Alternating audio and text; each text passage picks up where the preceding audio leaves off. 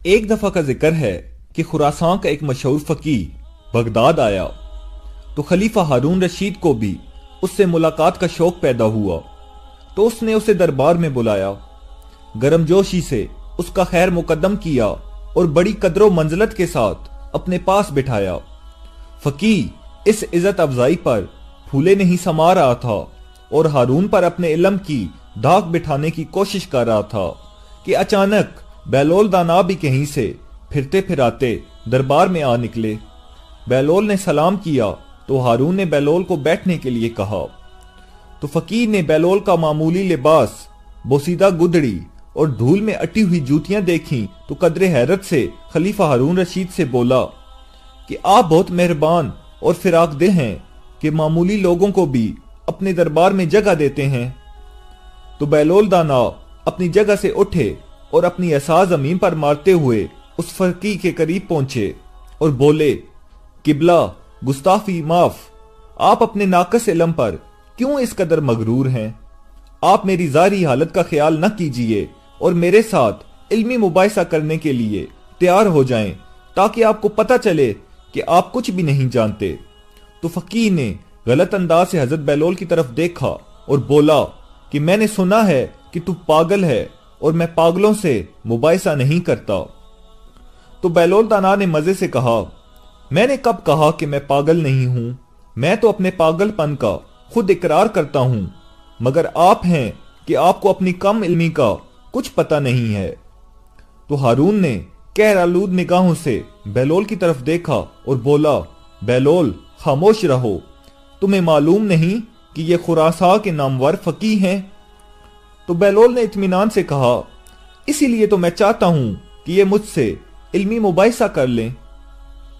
ہارون کو بھی علمی مباحثوں اور مناظروں کا بہت شوق تھا، تو وہ اس فقیہ سے بولا، کیا مذائقہ ہے، تمہیں بہلول کی دعوت قبول کر لینی چاہیے۔ تو فقیہ بولا، تو پھر میری ایک شرط ہوگی۔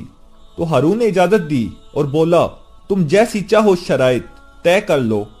تو فقیہ بولا کہ میری شرط یہ ہے کہ میں بہلول سے ایک معمہ پوچھوں گا، اگر اس نے درست جواب دے دیا تو اسے 1000 اشرفیاں دوں گا، اور اگر یہ ناکام رہا تو مجھے 1000 اشرفیاں دینے کا پابند ہوگا۔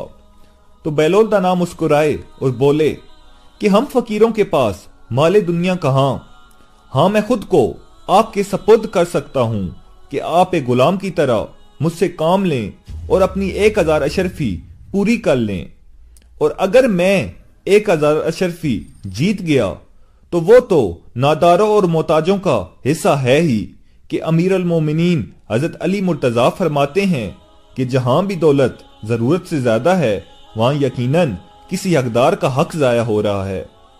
تو فقیہ نے کہا کہ مجھے منظور ہے، اور کیا تم تیار ہو کہ میرا معمہ حل کرو؟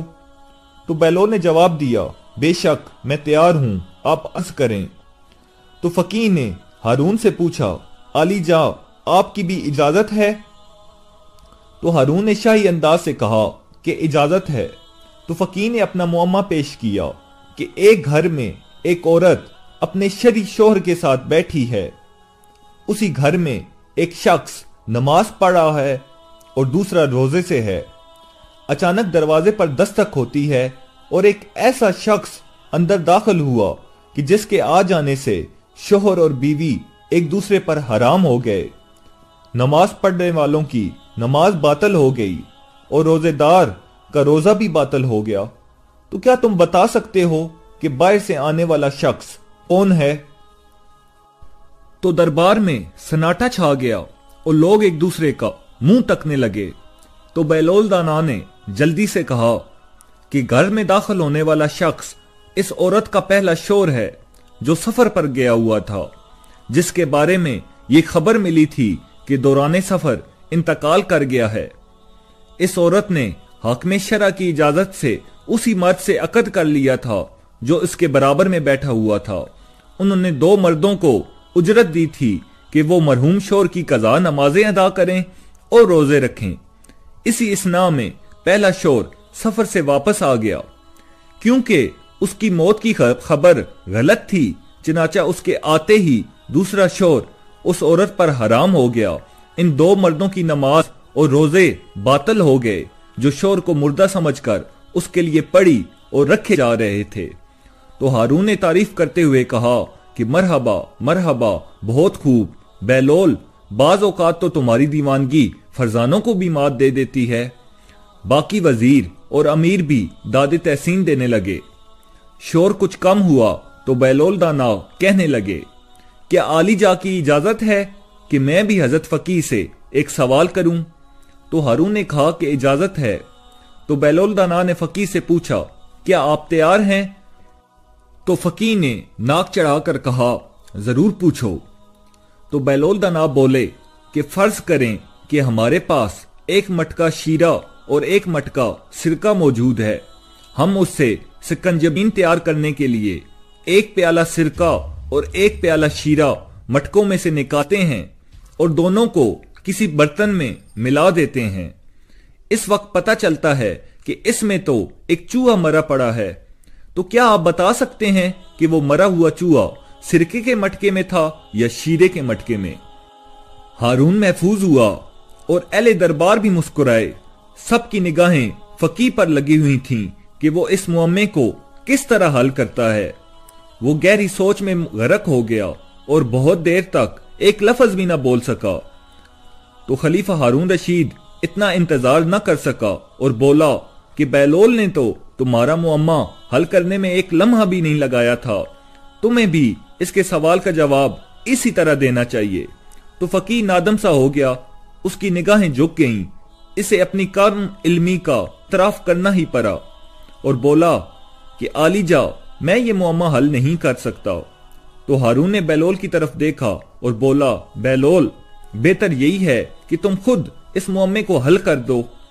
तो बेलोल दाना मुस्कुराए और बोले, क्या हजरत फकीह अब भी अपनी नासमझी के कायल हुए हैं या नहीं? तो फकीह बोला कि बेलोल, तुमने मुझे एहसास दिला दिया है कि इल्म की कोई हद नहीं। किसी की जाहिरी हालत को देखकर उसे कम तर ख्याल नहीं करना चाहिए। तो बेलोल दाना बोले, तो सुनिए जनाब, हमें चाहिए कि इस चूहे को सिकंजबीन से निकालकर अच्छी तरह धो लें, फिर इसका पेट चाक करें। अगर इसके पेट में सिरका हुआ तो समझें कि वो सिरके के मटके में था, और अगर शीरा हुआ तो फिर इसने शीरे में डुबकी लगाकर जान दी है।